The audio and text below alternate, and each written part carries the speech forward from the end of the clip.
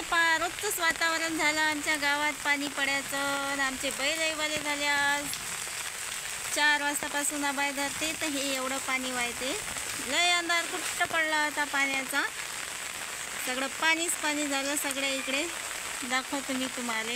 आणि आमच्या गल्लीतले आले नाळ. ते तिकडे लोक पाणी भरवायले.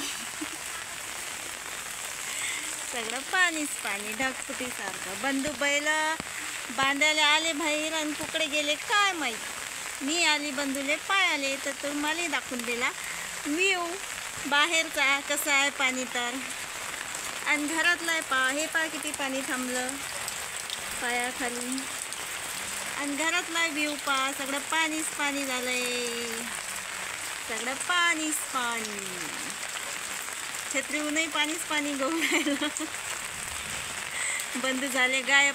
आहे तो बाहेर नाही कुठेच दिसू राहिला. बकरा बांधायचं यानं गेला आणि कुकडे गेला काय माहित.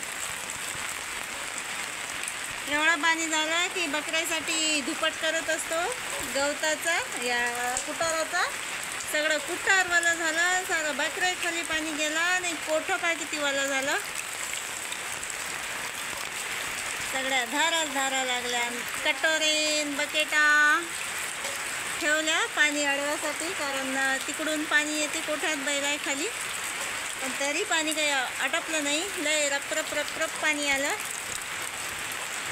एका सगळं पाणीच पाणी झालं. रोजचाच कार्यक्रम आहे 4 वाजतापासून पाण्याचा. एकदम ढगफुटीसारखा.